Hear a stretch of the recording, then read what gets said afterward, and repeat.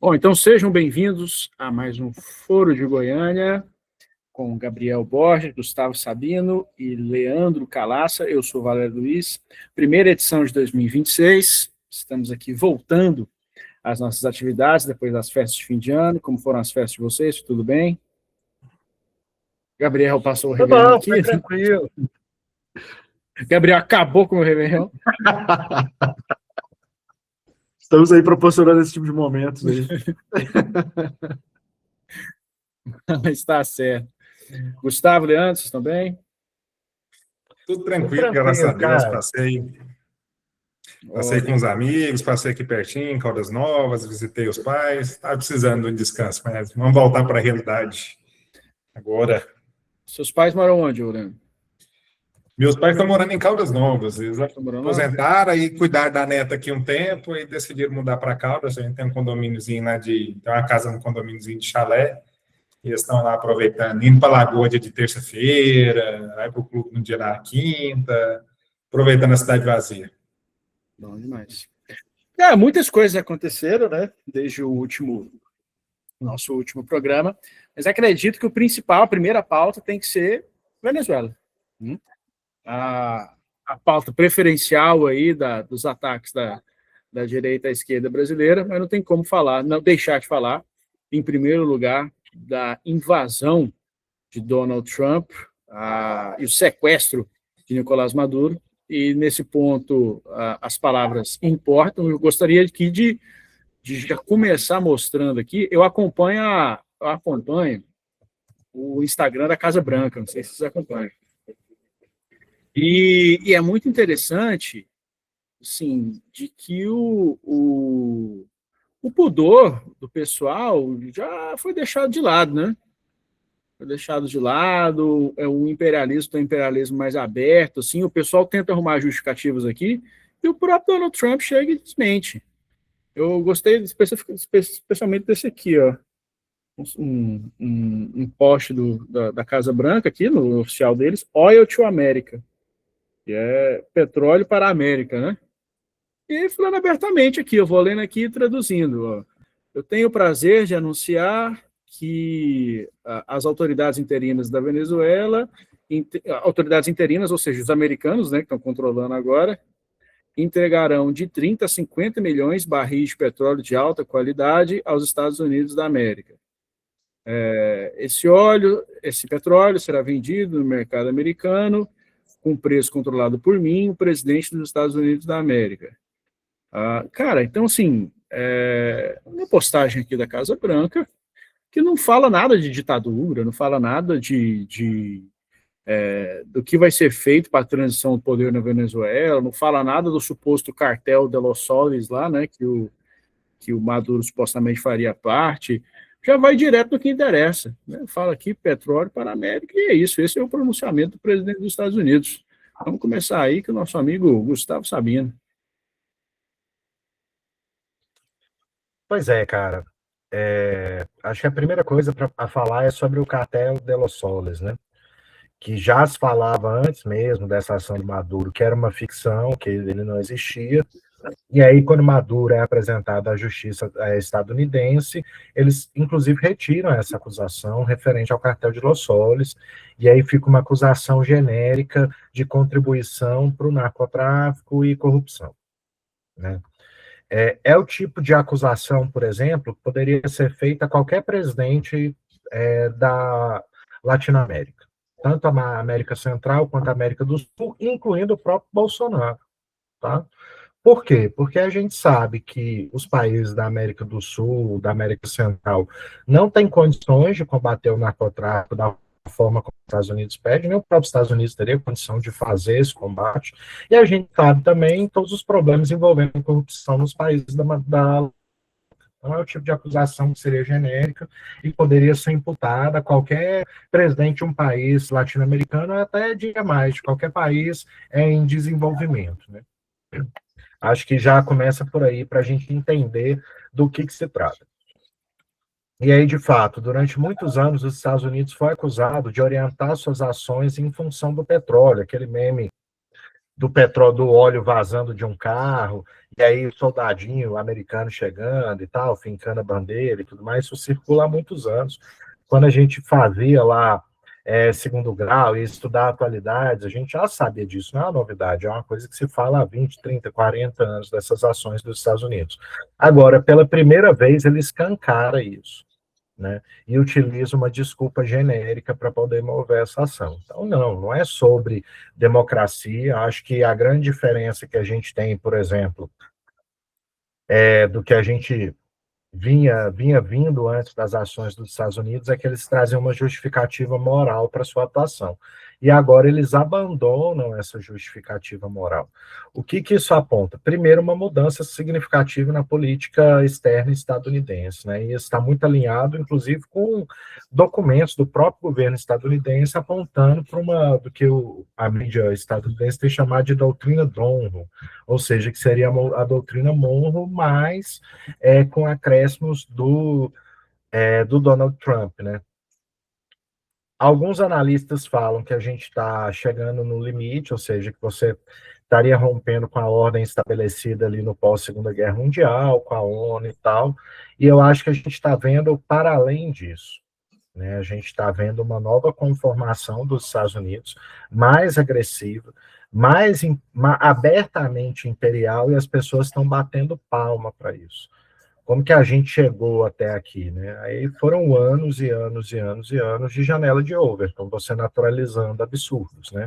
Primeiro, as pessoas denunciando que não se tratava sobre democracia, que não se tratava de liberdade falando de petróleo, e todo mundo cagava para isso. Ao ponto mesmo da Casa Branca virar e falar, é sobre petróleo, e as pessoas cagarem para isso. Então, pera lá, você pode invadir um país qualquer, como é que você vai fazer isso? Entendeu? Agora, sim, não acredito, por exemplo, que os Estados Unidos vai conseguir inundar o mundo com petróleo venezuelano ou que as coisas vão ser exatamente da forma como ele prometeu que ia ser. Ele sentou, depois dessa operação, uma semana, mais ou menos depois, ele sentou com as principais empresas de petróleo dos Estados Unidos, inclusive a Chevron, e falou assim, olha, beleza, eu quero que vocês invistam 100 bilhões de dólares aqui. E eles viraram e falaram, cara, nem fudendo que eu vou fazer isso. Eles não querem topar. Primeiro porque, assim, Venezuela é extremamente instável, né? Eles não têm garantia nenhuma de que eles vão fazer um investimento, eles vão ter o retorno. Segundo, Venezuela é membro da OPEP. Então, imagina o tamanho do problema que você vai ter de mexer com a OPEP. Entendeu? Porque os caras, eles de fato controlam o mercado de petróleo. Você mexer com o país da OPEP. Então, ninguém está querendo mexer nisso. Instalou-se uma ditadura, a ditadura interina, que é a vista do Maduro, né? Ou seja, para a extrema-direita que gritava e falava de democracia, mesmo contra todo o factual, contra toda a fala da Casa Branca, você também vai ter, você não vai ter uma queda do chavismo ali dentro, uma reorganização dos poderes lá dentro. Né? Então, acho que as coisas estão... Agora, o que me preocupa, e aí só para deixar já o gancho para os outros, é menos essa ação na Venezuela, que me parece mais uma resposta ao deboche do Maduro, e mais as ameaças de ocupação na Groenlândia. Em outros países também que o Donald Trump tem ameaçando nesse sentido. Pegando aqui, Leandro, quando a gente entra na faculdade de Direito, um dos primeiros conceitos que a gente estuda, principalmente em direito processual, é o conceito de jurisdição. Né? E a jurisdição ela tem uma interface, ela é um conceito tanto jurídico, mas ela advém da teoria política, né? Que você precisa ter a soberania, ou seja, um território com um governo legitimamente eleito lá, que estabelece o poder judiciário, estabelece regras de competência, e a partir desse poder legitimamente eleito e essas regras de competência estabelecidas, uma autoridade judicial tem jurisdição sobre determinado território. Uma coisa que me espanta um pouco é quando, vamos supor, antes mesmo da invasão, quando os Estados Unidos apreendeu, entre aspas, aquele navio petroleiro, né, venezuelano, e aí a imprensa falava assim, na maior naturalidade do mundo, o navio era sancionado. Era um petróleo sancionado. Com que jurisdição os Estados Unidos sancionaram o navio petroleiro da Venezuela? Existe algum pacto bilateral feito através de um órgão internacional com um acordo que ela descumpriu, que previa essa sanção? Não. Era uma sanção unilateral. Né?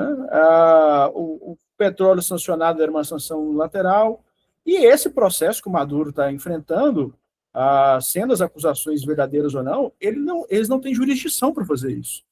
Você concorda com isso? Como é que você vê?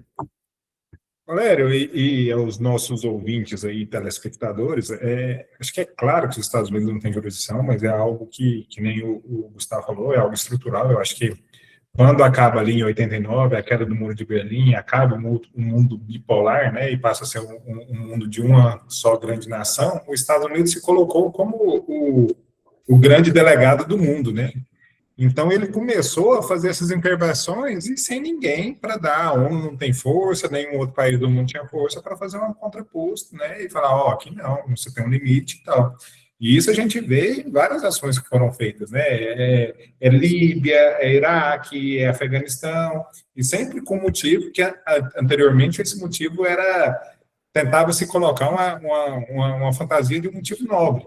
É porque o Iraque tem bombas de destruição em massa, o Afeganistão, terrorismo, a Líbia incentivando o terrorismo, Síria, terrorismo, e assim eles foram agindo. Mas, acho que, se eu não me engano, tem ainda uma legislação do começo dos anos de 1990 sobre o compliance.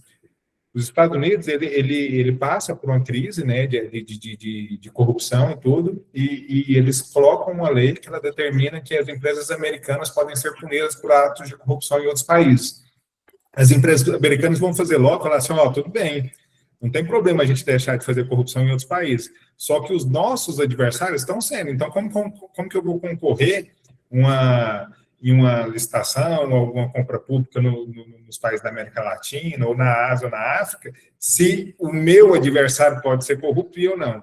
E aí os Estados Unidos já colocou uma lei onde qualquer empresa que praticasse atos de corrupção e passasse o dinheiro pelo sistema bancário americano, ou fizesse qualquer tipo de negócio com os Estados Unidos, podia ser sancionada, podia sofrer as sanções dessa lei. Então, assim, essa lei já é uma lei extraterritorial, né? Ela ultrapassa os limites dos Estados Unidos. E foi algo que pegou o mundo inteiro, o compliance do mundo inteiro, inclusive a Petrobras, na Lava Jato, teve que pagar indenizações milionárias para os americanos. Quer dizer, a nossa legislação ela não permitia nem a indenização daqueles acionistas sobre as fraudes que ocorreram na Petrobras, mas a Petrobras tinha que pagar para os investidores americanos uma indenização, porque, teoricamente, ela foi corrupta, ela agiu com corrupção, né, ali nas suas compras e na relação com as empreiteiras, e aí, por conta disso, as ações caíram e os investidores americanos foram penalizados. Então, a Petrobras teve que pagar a indenização por isso. Então, assim, essa extraterritorialidade da jurisdição americana, eu acho que vem muito do papel de uma única potência que eles exerceram durante grande parte do mundo, ou de grande parte do tempo, e agora tem a China para contrabalancear. Mas o que me assusta mais nesse caso, não sei se vocês viram, saiu uma pesquisa hoje da Quest, ela coloca que 46% dos brasileiros aprovaram a ação militar dos Estados Unidos na Venezuela. Só 39% foram contra. Tem alguns outros dados, os dados, a maioria foram em relações à Venezuela e aos Estados Unidos. Tem um percentual de gente que, acho que 58% da população tem medo dos Estados Unidos fazer o mesmo no Brasil. Então, assim, o pessoal não entendeu a gravidade desse ato. A gente não está aqui defendendo o Maduro ou a política do Maduro. Assim, a gente está demonstrando, falando o problema dos Estados Unidos fazer o que fez, sem hoje nem ter mais uma fantasia. Eu falei antes eles faziam uma fantasia. A gente está fazendo isso porque a gente é bonzinho. Agora não, a gente está fazendo isso porque a gente quer o petróleo, tudo é para a gente mesmo, e esse é o ponto final. Gabriel, há não muito tempo atrás, estava a discussão, que agora está um pouco mais morna, da questão lá do narcoterrorismo, né? De classificar as facções criminosas aqui no Brasil como narcoterrorismo. E agora, com essa ação militar dos Estados Unidos na Venezuela, a gente se mostrava correto, né? Com a nossa preocupação disso vulnerabilizar o território nacional à intervenção estrangeira. O que você acha? Exatamente. E assim, só para resgatar, e até mesmo que o Leandro apresentou com relação a outros países, né? A guerra às drogas, ela tem um capítulo dela que é uma continuidade justamente através da guerra ao terror, né? É, o Afeganistão, por exemplo, né, ele é um país conhecido pelo tráfico de heroína, né, que é realizado, né, em grande parte pelos membros das forças, né, das forças armadas norte-americanas, né. Então, isso Lembrando mostra que o Afeganistão e o Paquistão, quando sob controle da Inglaterra, servia plantações de papoula para a Inglaterra traficar isso para a China, né? isso, O exatamente. ópio. Então, assim, essa situação é uma situação muito grave, né? A gente está falando realmente de manter vamos colocar essa terça parte das Américas que nós estamos localizados como um quintal dos estadunidenses, né? E nos submeter à lógica imperialista deles, né? Uma coisa que é muito grave também, e que eu acho que é importante ser colocado, e que eu tenho visto pouca gente falar, é como nos Estados Unidos o poder executivo, especialmente nessas questões de política internacional e de atuação das Forças Armadas em outros países, não é fiscalizado, controlado, nem mesmo pelo seu próprio Congresso. Porque quando a gente fala desses órgãos internacionais, ONU, OTAN, né, o CDE, etc., a gente já tem, né, infelizmente, uma posição dessas instituições como sendo vazias, né? Infelizmente, eles não são capazes de impedir atuações desse tipo. Agora, o triste é ver isso dentro do próprio país, né? Porque caberia ao Congresso tá chancelando esse tipo de atuação do Trump, né? Salvo engano, posso estar equivocado, mas na época da guerra do Iraque, embora não tenha tido esse aval da ONU, o Congresso americano apoiou a atuação do Bush, né? Inclusive pelo auge da guerra ao terror, né? Tinha acontecido a questão das Torres Gêmeas, etc. E agora, quando a gente olha, né, para essa atuação, que foi um sequestro, né, de um sujeito repugnante, que não tem que fazer defesa de Maduro aqui, né? Mas quando a gente olha para esse sequestro que é realizado, né? O cara é capturado, a esposa do cara é capturada sem nenhum tipo de definição como vai ser esse regramento, de como se vai operar, né? Eu faço uma invasão desse tipo e eu faço porque eu quero, porque agora, como o próprio diz, abre aspas, o meu limite é a minha moralidade, né? O Trump disse isso recentemente. Então, é um total descontrole, né? Um descalabro, assim, e a gente tem, inclusive, algo que tem sido questionado nos Estados Unidos sobre as condições de saúde mental desse presidente, né? Tem uma certa parte da população que tem entendido ele como realmente uma pessoa que não sequer nem senil, né? Mas estaria aí acometido de um nível de demência, né? Então, assim, a gente está diante, né, o mundo está diante de uma situação em que o povo estadunidense colocou o controle remoto de bombas atômicas na mão de um maluco, né? E isso é algo que tem sido muito debatido por lá, inclusive com alguns cientistas políticos imaginando cenários em que o Trump vai cair em breve, né, por conta dessa situação, porque isso aí foi uma atuação dele desassociada de qualquer outro tipo de mecanismo de controle, de mecanismo de aprovação, né, e chegamos a esse nível. E reforça, retomando a sua pergunta inicial, Valério, reforça a importância, né, daquilo que a gente já vinha apresentado, taxar, né, o CV e o PCC e outras organizações desse tipo como narcoterroristas, justamente a brecha que eles precisam, né? Especialmente falando do Brasil, que é um país com muita influência dentro do continente, né, dentro da latino-americano, né? Dentro da nossa área aqui, a gente até mesmo repete alguns gestos que também poderiam ser compreendidos como imperialistas, e a lógica, né, ou aquilo que eles mais querem é justamente ter o nosso país alinhado com um deles, e se não for, o que eles vão fazer, né? Eu queria compartilhar com vocês aqui. Tá aparecendo aí? Sim. Vocês já viram Narcos México? Sim. Sim. Sim. Tem uma parte do Narcos que fala desse escândalo aqui, desse caso aqui, o caso Irã-Contras. Uhum. Cara, que eu acho muito simbólico, assim, da política externa dos Estados Unidos, né? Aqui falando, foi um escândalo político dos Estados Unidos, revelado pela mídia em 86, durante o mandato do Ronald Reagan. Ronald Reagan, que é a grande estrela da direita americana, né? O pessoal fala do Ronald Reagan até hoje, no qual figuras da CIA facilitaram o tráfico de armas para o Irã, que estava sujeito ao embargo internacional de armamento, para assegurar a libertação de reféns e para financiar os contras nicaragüenses. A operação começou com uma tentativa de melhorar as relações Estados Unidos e Irã através da mediação de Israel. Uma outra parte mais interessante aqui. Vamos lá. Deixa eu colocar aqui. O plano acabou virando, grandes modificações ao plano foram feitas pelo tenente-coronel Norte. A partir de então, uma parcela do lucro obtido com a venda de armas foi destinada ao financiamento dos rebeldes anticomunistas da Nicarágua, que lutavam contra a Frente Sandinista de Libertação Nacional, mais conhecido como Contras. Apesar de Reagan ser um defensor da causa dos Contras, não foram encontradas evidências mostrando que ele autorizou o plano. Mas, pelo amor de Deus, né? Basicamente, isso aqui era o seguinte: houve na Nicarágua uma revolução que foi a Revolução Sandinista, né?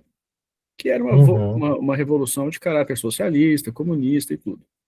E aí, o Ronald Reagan, como é clássico da política externa dos Estados Unidos, queria reprimir a revolução, porque nunca permitiu que, enfim, revoluções socialistas ou governos progressistas e de esquerda prosperassem na América Latina, que os Estados Unidos consideram a zona de influência deles, né? E aí, o que ele fez? Ele começou a mandar armas e financiamento para esse grupo aqui, chamado de Contras, que era um grupo paramilitar que era uma reação à Revolução Sandinista. Só que ele não tinha como mandar armas ostensivamente para esses Contras, porque não havia uma justificativa internacional para isso. É o que a gente chama no direito internacional também de guerra de proxy, né? Que é quando você não pode intervir diretamente no conflito, você arma e financia aquele agente do conflito que está mais alinhado com seus interesses. E aí, como que ele fez para mandar arma para os Contras? Ele utilizou os aviões do Félix Gallardo. O Félix Gallardo era o chefe do cartel de Guadalajara, no México. Era o principal transportador de cocaína da Colômbia para os Estados Unidos. Isso é retratado naquele filme Feito na América, né? É retratado nesse filme também? Tem até um filme que é feito pelo Tom Cruise, né, e que retrata, baseado em fatos reais, de um americano que, né, fazia esse transporte de drogas e armas, inclusive a pedido da CIA, né, tanto para Nicarágua quanto para outros países da América Latina.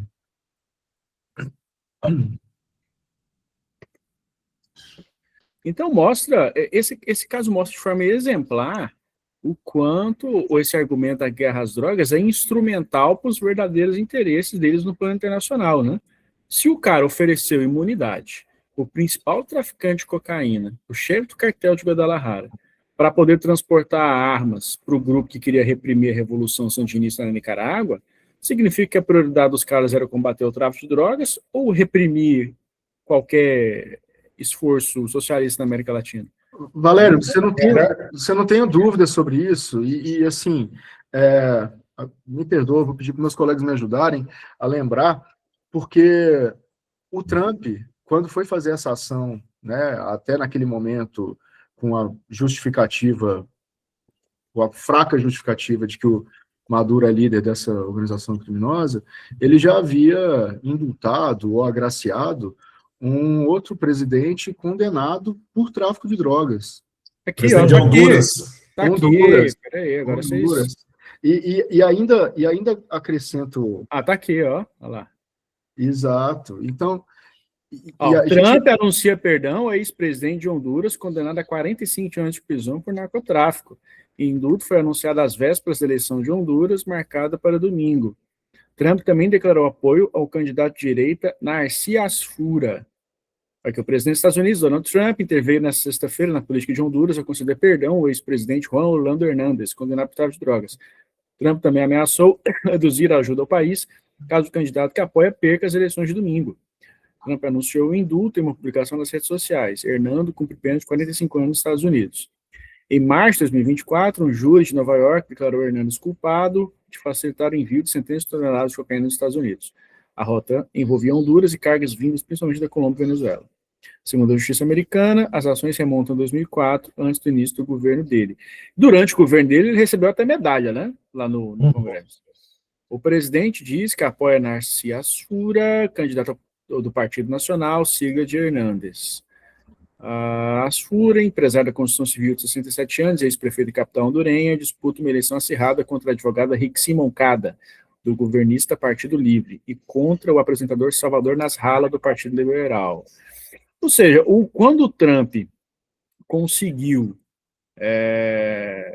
garantir que em Honduras haveria um governo alinhado com ele, né? Aí ele perdoou, né? O ex-presidente de Honduras. O presidente norte-americano também criticou Moncada, aliada de Xiomara, que são os opositores dele, né, chamando-o de comunista, e dizendo que uma vitória dela seria um triunfo para o presidente venezuelano Nicolás Maduro e seus narcoterroristas. Olha, ele usa até o mesmo termo. Exato.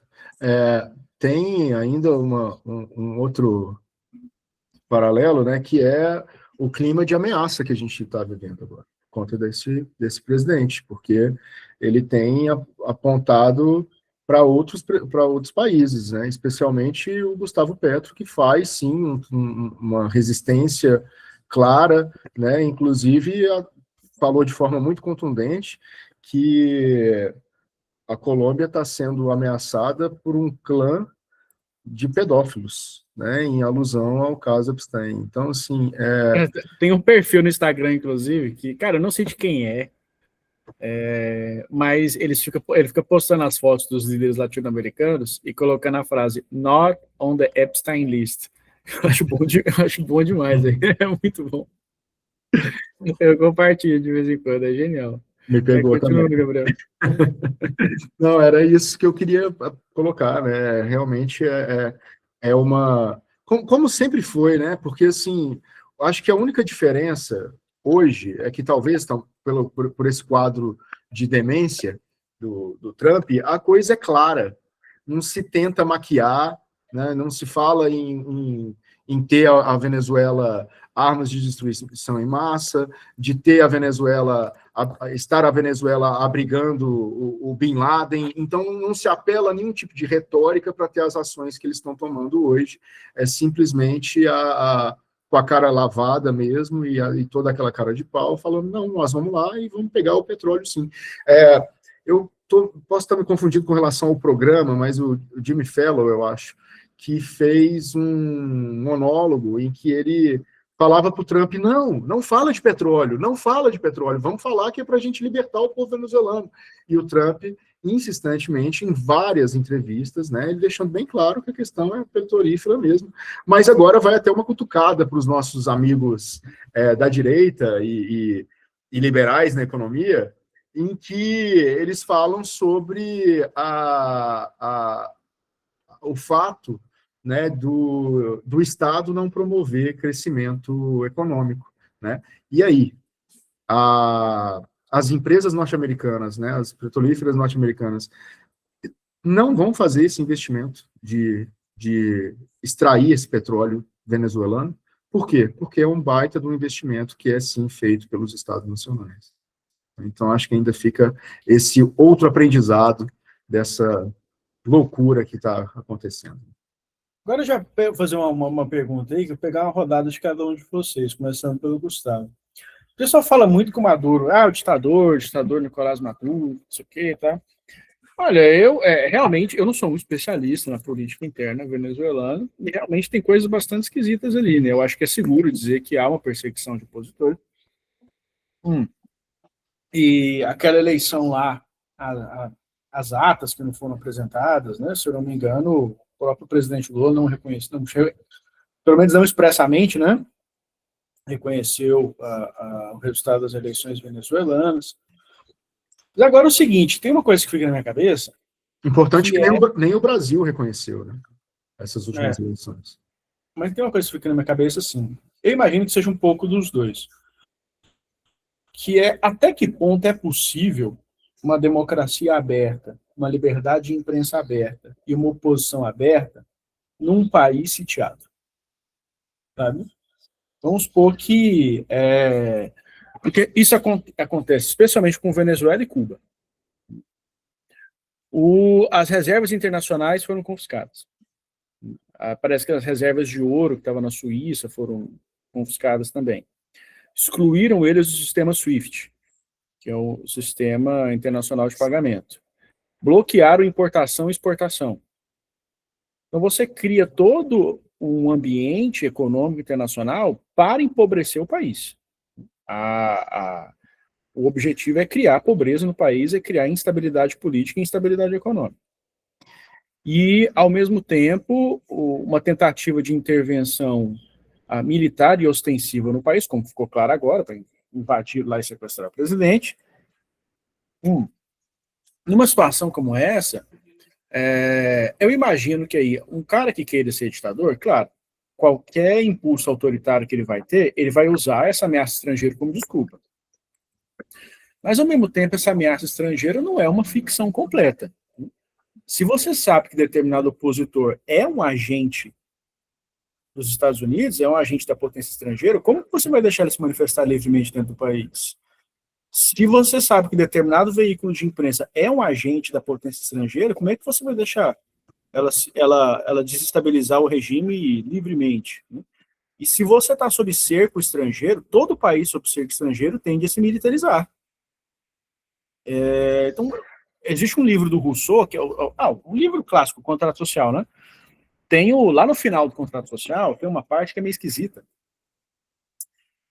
Não sei se vocês lembram, que ele começa a falar quais são os regimes políticos adequados para cada geografia.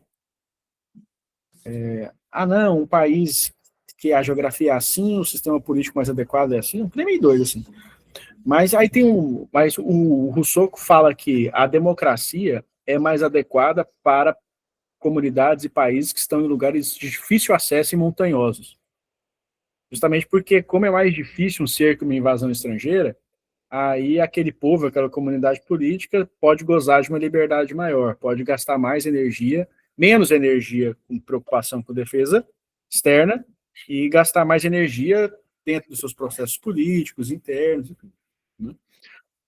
Então, eu queria saber a opinião de vocês sobre isso, né? Quando o pessoal pega, por exemplo, a Coreia do Norte, cara, é uma dinastia autoritária, sem dúvida nenhuma, mas você pega a história deles, foi um país invadido pra caralho, entendeu? Há controvérsia em relação à Coreia do Norte. Teve o período da vergonha lá, que os japoneses invadiram, entendeu? Eu fico imaginando, por exemplo, na posição de um Kim Jong-un não, de um Xi Jinping, que é o da China, né? Isso. Você tem um país de 1,5 bilhão de habitantes sob a sua responsabilidade ali. Porque o pessoal fica falando assim, as redes sociais não são livres na China. Cara, sinceramente, se eu tenho um país de 1,5 bilhão de pessoas, não é brincadeira. E eu vou deixar rede social que são todas controladas de Palo Alto, lá nos Estados Unidos,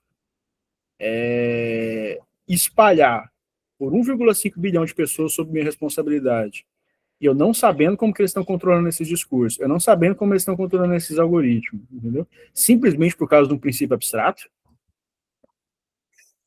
eu não ia deixar nunca, mas nunca. E assim, Gabriel, Eu não. Tanto que eles criam as próprias redes sociais deles lá, né? Cara, tanto que assim, a gente conhece o fenômeno das revoluções coloridas, né? O que aconteceu na Ucrânia tem influência desses algoritmos de rede social. O vídeo do Nicolas Ferreira, pô. O que está acontecendo no Irã agora, eu não sei se tem, mas é bastante provável, entendeu? O vídeo do Nicolas Ferreira. Então vamos lá. Eu vou começar contando uma anedota que eu acho que faz sentido. Lá na primeira semana de aula, eu tive aula com um juiz. Ele dava introdução ao estudo do direito. Ele, inclusive, se tornou desembargador, não vou falar o nome dele, só vou dizer que ele tem nome de bebida alcoólica.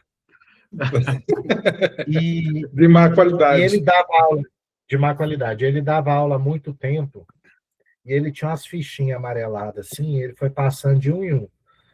Me diga o que é justiça. A pessoa dava definição de justiça, quase.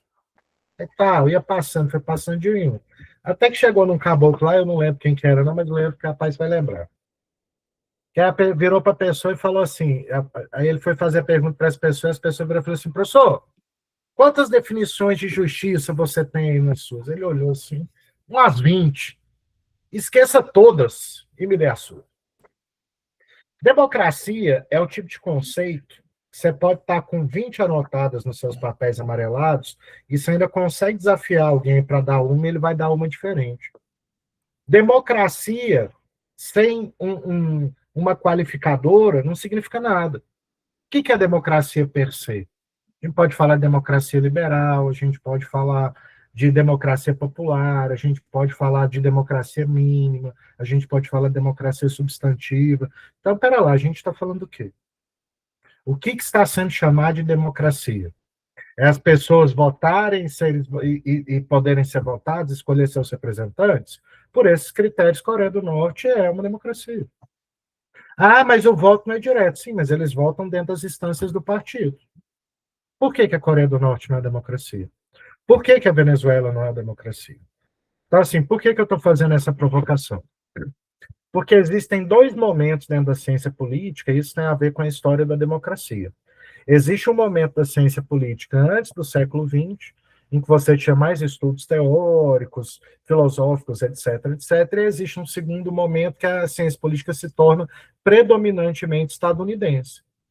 E aí, por se tornar predominantemente estadunidense, e por se tornar uma ciência que os Estados Unidos investe fortemente, cara, os Estados Unidos trouxe gente do mundo inteiro para trabalhar a ciência política lá dentro, mas não era uma filosofia política. Era filosofia política, era constitucional, mais psicologia aplicada. Era isso que era ciência política lá nos Estados Unidos. E aí eles começam a formar um conceito de democracia. Esse conceito de democracia é o que eles usam para aplicar no mundo inteiro, que a gente usa, via de regra, para medir os países. Então, tudo que não é Estados Unidos não é democrático. Quando os bolsonaristas falam que a gente está vivendo numa ditadura, que não existe democracia no Brasil, o que eles estão falando? Isso aqui não é igual aos Estados Unidos. Tanto é que quando eles vão falar, por exemplo, de liberdade de expressão, e eles falam que não está sendo respeitada a liberdade de expressão, eles estão falando de quê?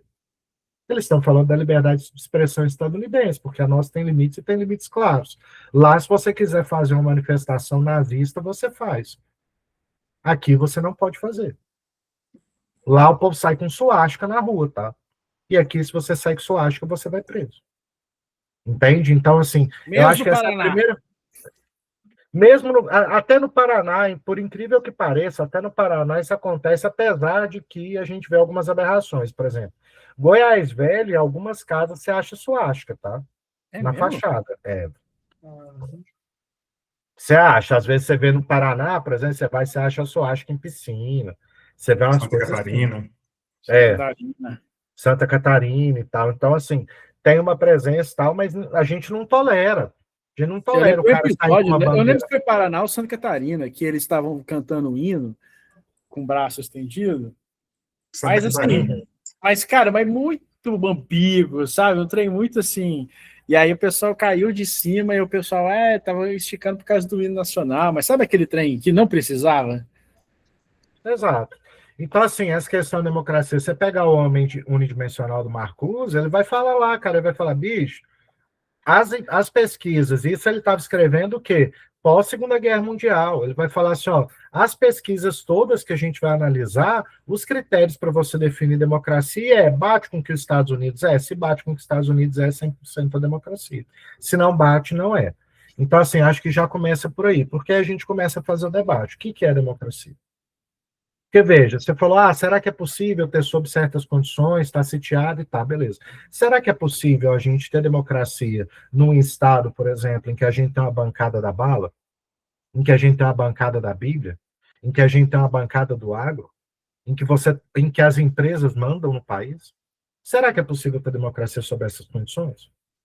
Entendeu? Então, assim, eu acho que essa é a primeira pergunta que a gente precisa se fazer antes de começar a fazer análise de Venezuela, fazer análise de Coreia do Norte ou de qualquer experiência socialista ou próximo de socialista que a gente teve no mundo. Particularmente, o que eu acompanhei de Venezuela. Venezuela passou por um processo de golpismo prolongado, com um blackout promovido por seus empresariados dentro do seu território, tá? Aquele Guaidó, ele não passava nem perto de ser uma unanimidade. Não sei se vocês lembram de todo o processo internacional envolvendo. E a OEA fez um papelão, chegou a reconhecer ele, né? Chegou a reconhecer ele, mas vários países que eram críticos ao Chávez não reconheceram ele e tudo mais, tal, críticos ao Maduro, ao Chavismo de uma forma geral, não reconheceram ele. A população venezuelana não reconheceu o Guaidó. Essa outra que ganhou o Nobel, a população venezuelana também não reconhece ela. Inclusive, isso é falado pelo próprio Trump, sabe? Então, pera lá, a gente está falando do quê? A gente está falando de um país que passou por um processo prolongado de tentativa de golpe por suas elites, que, além dos bloqueios internacionais, também sofreu boicote interno pelas empresas do país. Como é que você vai manter liberdade nível Estados Unidos sobre situações dessas? Aliás, que país que mantém liberdade nível Estados Unidos fora os Estados Unidos? Nenhum, cara. Então, assim, eu discordo veementemente de que a Venezuela seja uma ditadura. Eu fiz um gracejo ali no começo, porque a galera fala, ditadura, os Estados Unidos foi lá para libertar e não sei o quê. Foi, mas a vista do Maduro está lá, sabe? Agora, assim, se teve problema nas eleições, se a eleição foi roubada ou não, isso descaracteriza como democracia, porque se for por esse critério, por exemplo, quando o Trump ganhou da Hillary, a gente poderia falar também, ou pelo menos do processo ali de votação dos Estados Unidos, que é uma doideira. Que a maioria... O Al Gore perdeu a eleição lá também. Que o Al Gore perdeu a eleição porque delegado resolveu mudar voto. Eu só acredito que, em todos esses casos, quem assume é o Aécio. Na dúvida. Exato. Repressão à imprensa, repressão à imprensa. Cara, o Trump hoje, um jornalista que faz a cobertura do governo Trump teve a casa invadida pelo FBI. Deputado, senador que faz oposição ao Trump, está tendo a vida revirada lá dentro. Tem opositor sendo preso dentro dos Estados Unidos. Tem cidade americana que está com o exército lá, porque o prefeito é da oposição ao Trump. Lá se organiza resistência às políticas do Trump, faz manifestação, etc. Tem gente morrendo nas ruas porque fez manifestação. E assim, não é tipo assim, porque estava uma situação de conflito. Não, velho, foi sair com um carro, o cara entrou na frente para tentar parar e meteu bala. Gustavo, só um outro exemplo para fortalecer o que você está dizendo, meu querido. O que aconteceu na época dos bombardeios de Israel na faixa de Gaza, né? O pessoal se manifestando em universidades, em um espaço que é o espaço para esse tipo de debate, que é o espaço para se ter essa vivência democrática e sendo presos, agredidos, né, sofrendo todo tipo de violação, né? Então, assim, é muito engraçado que a Venezuela é esse terror todo, né? É esse Estado extremamente autocrata, ditatorial, e aí eu discordo de você, eu realmente acredito que lá se vive realmente, ou até agora, se vivia realmente um regime ditatorial, mas essas ações ditatoriais desse exemplo, desse farol iluminista do mundo que é a democracia, né, estadunidense, essas críticas não são apresentadas. Cara, mas mas o que eu acho é o seguinte, cara, se a gente for cair para analisar rigorosamente as democracias mundo afora, nenhuma é democrática. Aí acho que a questão por que a Venezuela é uma ditadura? Ou, Todas as democracias do Ocidente reprimem jornalistas. Todos prendem a oposição em maior ou menor grau. A gente está vendo isso agora com o Banco Master, com a Operação Carbono. Ou vocês acham que a PF está nessa pilha toda por causa de quê? Isso é para garantir, velho.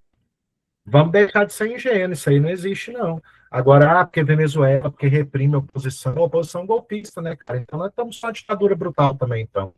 Querendo aprender Bolsonaro. A questão que o Valério falou aí das redes sociais, aí deu o exemplo da China, mas os Estados Unidos também não autoriza o TikTok, né? O TikTok vai ter que ser vendido, né, olha o TikTok operar aqui, nos ó. Estados Unidos. Leandro, você já viu isso aqui, né? You said today, as you often say, that you live in Singapore.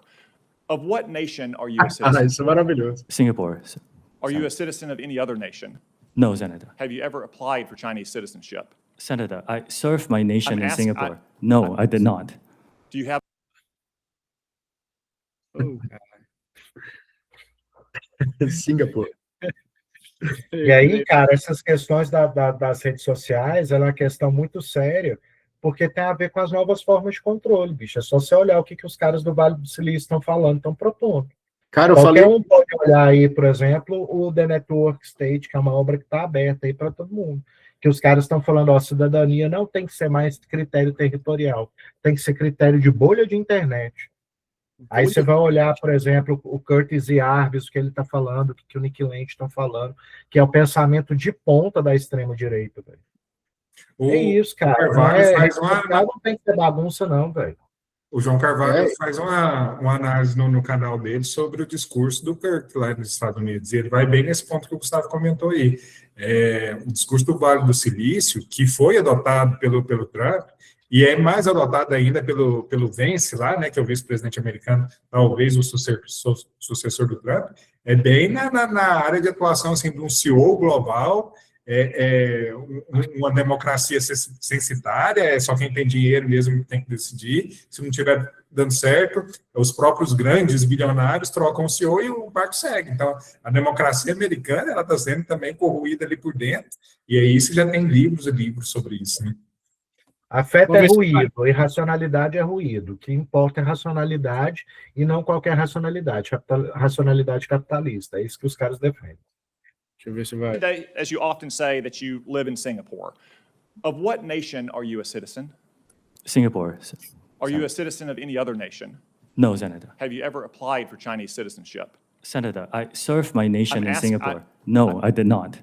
Do you have a Singaporean passport? Yes, and I served my military for two and a half years in Do you Singapore. have any other passports from any other nations? No, Senator. Your wife is an American citizen. Your children are American citizens. That's correct. Have you ever applied for American citizenship? No, not yet. Okay.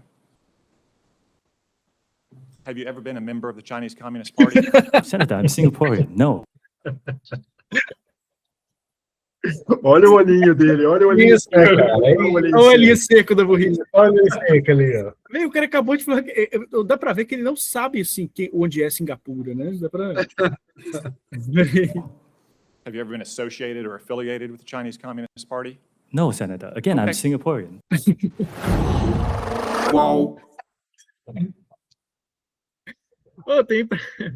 Eu tenho a impressão também que o médio do americano, assim, o nível é muito baixo, cara. Os caras... Ele tá numa audiência no Senado dos Estados Unidos, se eu não me engano. Ele é para quem tá nos vendo agora, ele é um executivo do TikTok. E os caras tentando associar... O cara é de Singapura e os caras tentando associar ele com o Partido Comunista Chinês. Um negócio muito, muito doido.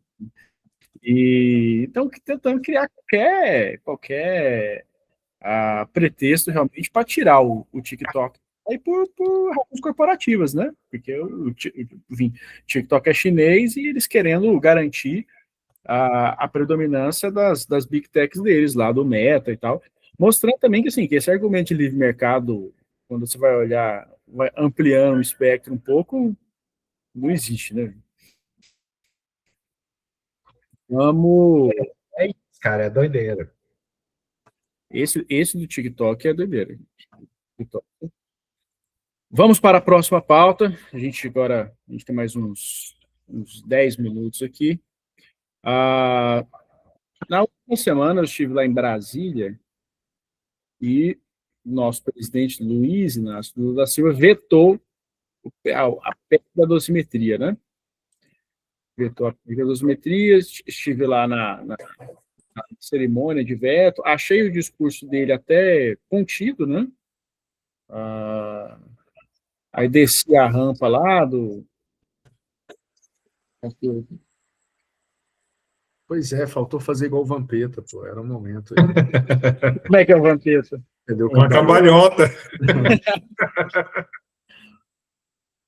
Eu acho que perdeu a oportunidade também. Foi lá dentro do Palácio do Planalto, e aí eles abrem as portas lá, o pessoal dessa rampa, aí o Lula foi na grade ali, pegou as crianças no colo.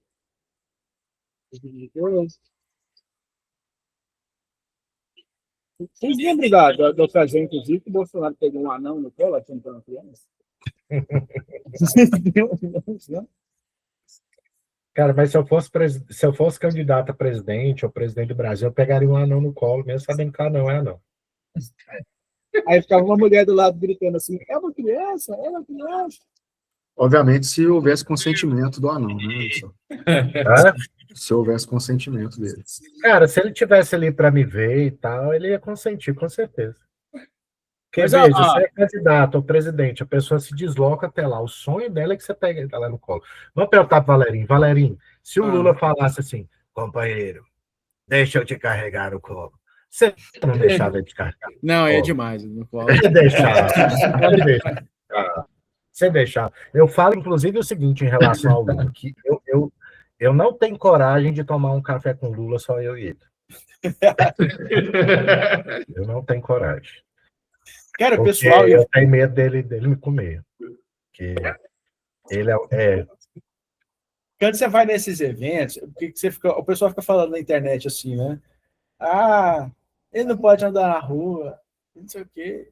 Cara, isso é coisa de quem, assim, vive muito no seu meio, né, na sua bolha, e não enxerga para fora, né? Cara, é uma coisa muito doida. Assim, qualquer outro político que tá lá, você consegue se aproximar, conversar, tirar uma foto sem problema nenhum. Com o Lula não tem jeito. Parece um culto mesmo, assim, a galera, é um monte de gente em volta o tempo inteiro, o pessoal emocionado, é um negócio doido. Eu acho que a frase do Gustavo aí, o Ciro Nogueira, né, presidente do PP, já falou algo parecido no começo do governo em 2022 agora, 2023, né, que ele não sentaria para conversar com o Lula, porque se ele sentasse, eu teria certeza que o Lula ia convencer ele a apoiar o governo. Assim, é um cara que tem um magnetismo, é a maior liderança popular do país, da história do país, que é indiscutível, e talvez por isso consiga também tanto ódio, né? É notório que a gente tem uma parte da população que a gente vê na pesquisa que saiu ontem, o rapaz lá do MBL, ou o candidato o Aldo Rabelo, né? Em um segundo turno contra o Lula, teria 27%. Então, assim, eu imagino que esses 27% que declararam na pesquisa que votariam nesses dois, olharam ali para quem estava a possibilidade e falaram assim, no Lula eu não voto. E aí são 27% da população que prefere votar no capeta no Lula. Então, assim, é um amor muito grande, é uma idolatria muito grande, que, lógico, traz o antagonismo disso, que é o ódio muito grande também de uma parte. Tanto que o Alckmin eu consegui tirar foto. Aqui, ó. Peraí. Agora...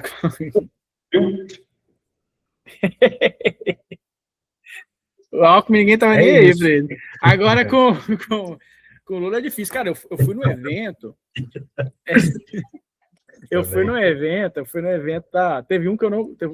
quando ele veio aqui no evento da Uni, e aí eu achei que ia ser tranquilo, que você chegar lá e entrar. Então nem botei meu nome em lista, não fiz nada. Mas cheguei lá, aquele mundo, velho, de gente, velho. E aí uma senhora me pegou ali na porta, falou, me passa, por favor, porque eu sou apaixonado no Lula, não sei o quê. E assim, não sei por que ela achou que eu tinha algum poder de passar ela em algum lugar. Galerinha, eu Aí, vou falar por quê, cara. Você tá a cara do genuíno, velho. Você tá a cara do genuíno. Você pega uma foto do genuíno jovem, uma foto sua. Você com essa barba de jeito, você tá idêntico ao genuíno. aí eu falei, não, mas eu tô aqui normal, não consigo passar ninguém, não. E ela não acreditava, velho. Ela olhava assim, ela falava, não, por favor, não sei o quê. Eu falei, não.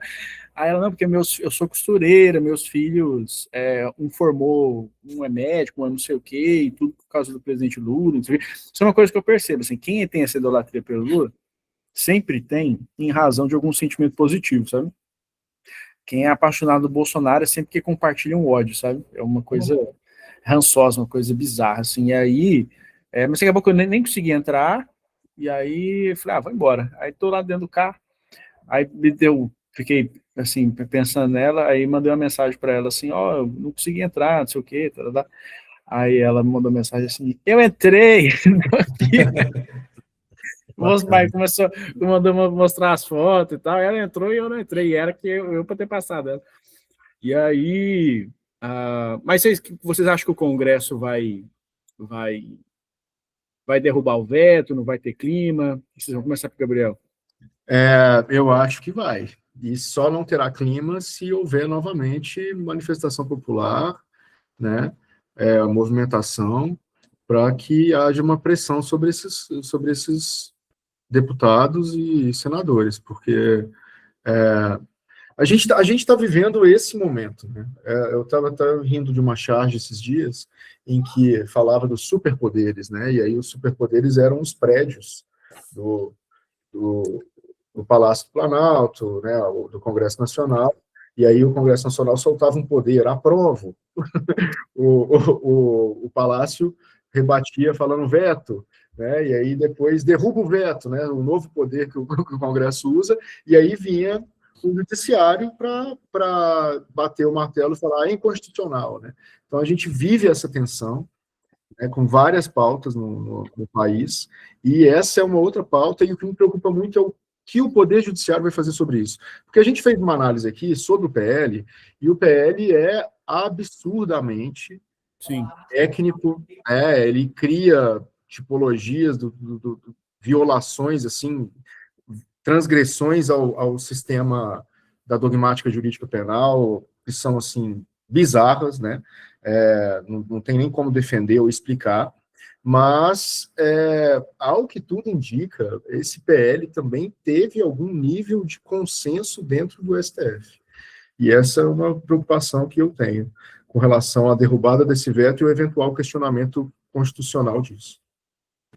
João Gustavo, o pessoal do STF não liga mais para concurso formal, concurso material, não? Porque aquele PL lá mistura os dois, né?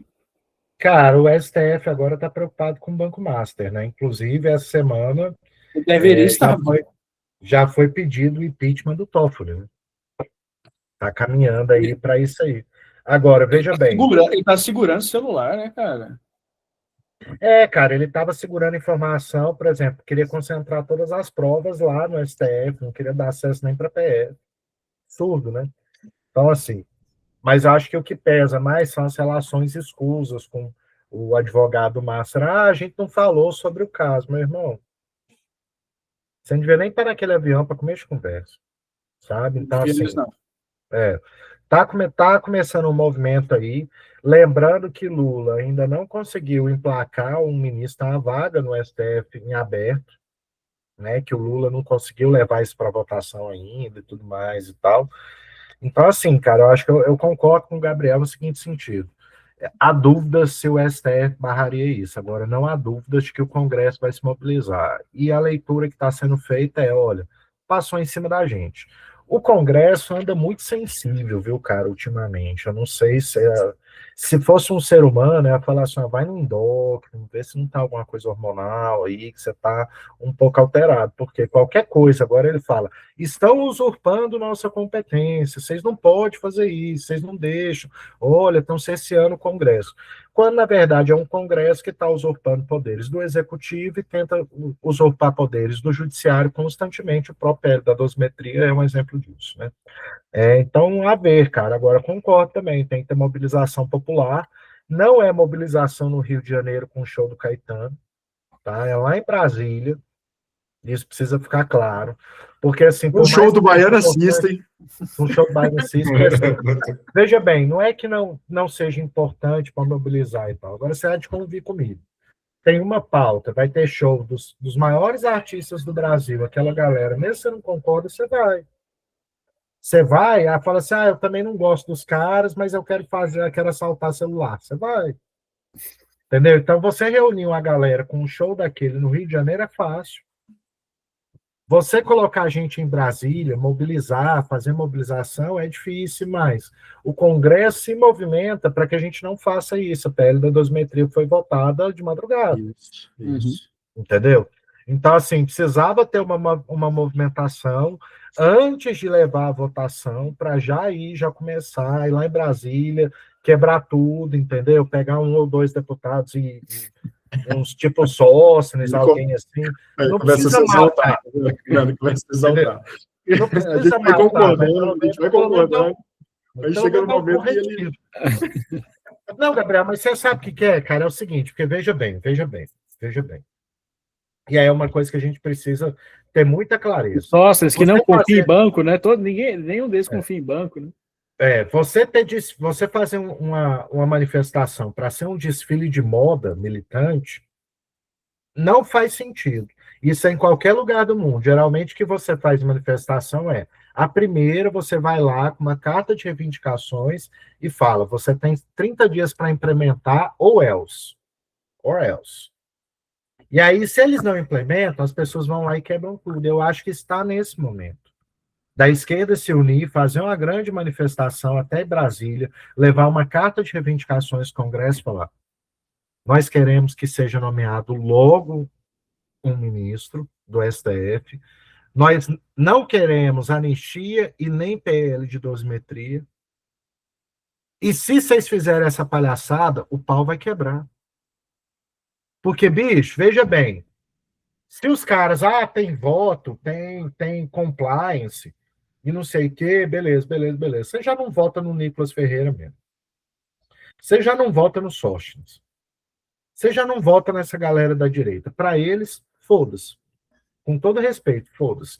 Qual que é o instrumento que a gente tem de pressão sobre esses caras? É nenhum, velho. Concretamente, mobiliza a opinião pública. Até a página 2. Isso passa, eles gerenciam a crise. Se eles quiserem fazer algo mesmo, eles fazem. Tanto é que eles vivem aumentando salário, vivem fazendo as maracutaias, essas emendas aí, e continua, velho, gera indignação popular, e os caras continuam se elegendo, continuam fazendo tudo. Então, assim, eu acho que a gente precisa radicalizar. Então, veja, eu não estou propondo para fazer uma revolução, eu não estou propondo para pegar o Nicolas Ferreira e enforcar em praça pública, pelo menos não nesse momento histórico.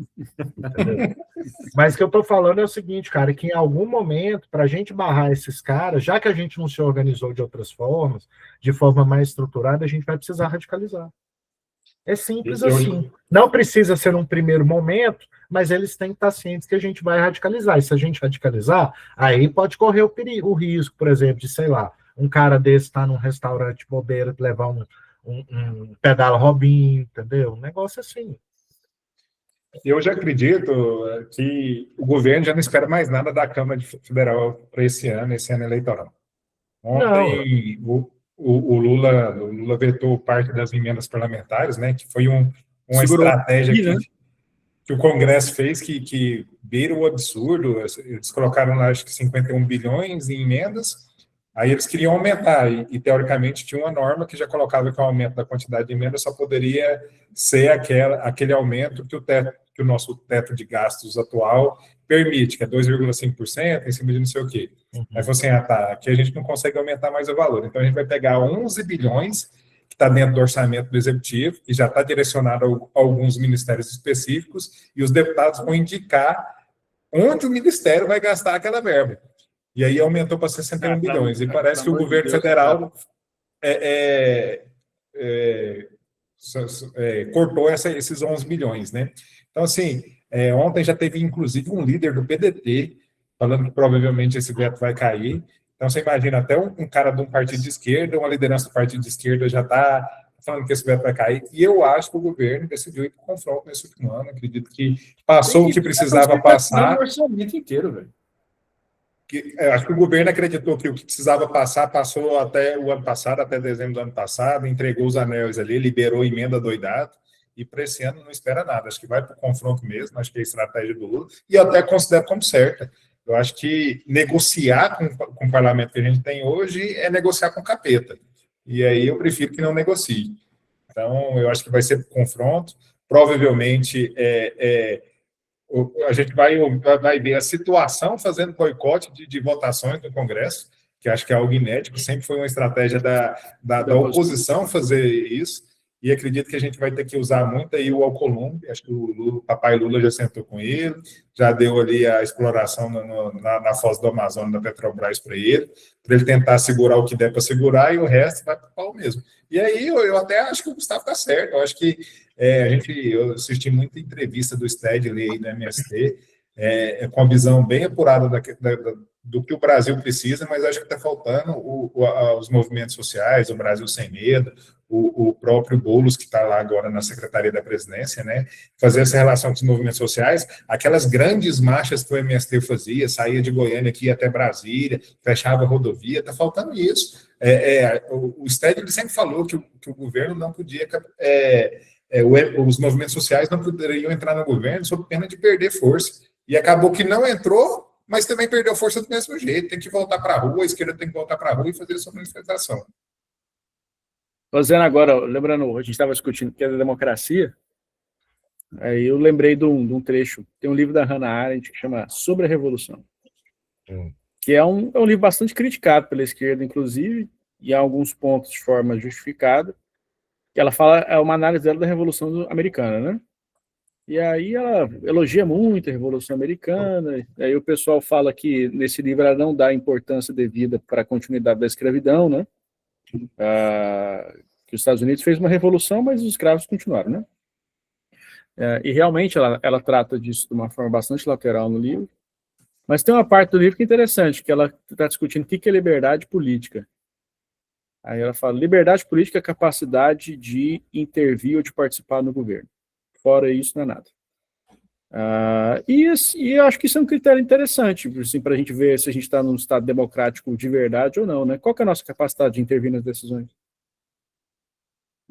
Aí, se um país, por exemplo, tem um sistema eleitoral diferente do nosso, vamos supor, o Gustavo falou aí do sistema chinês, eu nem sei direito mesmo como funciona, mas vamos supor que tem as eleições internas do partido lá, né? Mas se você pega e isso dá para o determinado cidadão uma capacidade de intervir no governo maior que a nossa, e aí? Então, a gente e atualmente nossa capacidade está bastante reduzida, a ponto da gente ter que fazer a intervenção direta, né? Porque manifestação é isso. Assim, cara, nós dispomos de instrumentos democráticos, entendeu? Para fazer intervenção, inclusive no judiciário. Eu acredito que nós temos bons instrumentos, ação popular, ação civil pública, etc, etc. Agora sim, cara, qual que é o problema? O judiciário mesmo está sob ataque, entendeu? Então, se o judiciário, por exemplo, decide falar, tomou decisão aqui no ADPF, por exemplo, os caras já falam, mas está invadindo competência do Congresso. Ué, meu irmão. Então, qual que é o instrumento? Como que o cidadão, ou o partido, ou o sindicato que representa o cidadão, ou a associação, vai poder fazer alguma coisa? Porque não pode, é tudo Congresso da faniquito, entendeu? E esse que é o problema, cara. Hoje o grande problema no Brasil chama-se Congresso Nacional. E aí não vou nem falar do Senado, não, é a Câmara. A Câmara a gente precisava, reformular aquilo ali, ver uma forma de lidar, porque do jeito que está hoje, e só vai piorar, porque assim, a nossa democracia ela é inspirada na democracia estadunidense. Madison, aqueles malucos, tudo, tal, a gente pegou o que eles escreveram e modelamos a nossa aqui. Esse maluco. O Madison, ele já falava, ele falava que é o seguinte, um dos maiores perigos que uma democracia enfrenta é concentração de poderes na sua Câmara. Uhum. Por quê? Porque vai ser a coisa mais ditatorial, porque é o cara que cria a lei, aí ele vai e decide como a lei se aplica, entendeu? E ele vai lá e aplica a lei. Então, é a coisa mais ditatorial que você pode ter. Você ter concentração no judiciário é um problema? É. Você ter no executivo é um problema? É. Mas não é um problema tão grande quanto você ter no legislativo. Então, a gente precisa estar muito atento a essa questão. Pessoal, estamos chegando já, final, acho que já passamos de 1 hora, né? Eu quero ver se na semana que vem, eu vou ver se eu leio algumas coisinhas para a gente fazer juntamente com o Leandro. Vou ler seu texto também, Leandro. Alguma discussão sobre o argumento déficit fiscal, que é algo que todo lugar que você vai, é o argumento que eles têm contra o governo, é esse, né? As estatais estão quebrando, o déficit fiscal, a contenção de gasto. Eu sinto que a gente precisa entrar nesse assunto e fazer uma discussão qualificada sobre isso. Leandro, seu recado final, Leandro. O recado final já é uma proposta para a gente aqui também. O Gustavo fez um texto esses dias, eu estou usando bastante inteligência artificial, e eu peguei o texto dele e pedi para a inteligência artificial fazer um resumo em vídeo. E aí foi mais ou menos o resumo em vídeo. A inteligência faz isso? Também. Faz. E aí eu fiz do Gustavo, fiz do meu, e a gente vai começar a publicar isso no YouTube do Foro de Goiânia. Você, eu acho que um resumo de texto meu, seu, do Gabriel, o que a gente quiser escrever ali, fica bacana, fica um textinho ali de 7 minutos, vai ser bem mais interessante. E do resto, vamos continuar a luta aí, está só começando o ano, tem muita coisa para a gente brigar esse ano, tem muito inimigo para a gente criar mesmo, porque a gente acaba dando opinião em tudo quanto é lugar que a gente vai e criando alguns problemas para a gente, para a vida pessoal da gente, mas acreditando que um mundo melhor é possível. E a postura do Valério aí, que eu acho que é algo que eu já falei hoje cedo na rádio, é algo que a gente tem que bater palma. Foi um cara que lutou durante aí vários anos lutou contra o poderoso do estado de Goiás, lutou contra o rei do estado de Goiás, o cara que se entendia como dono.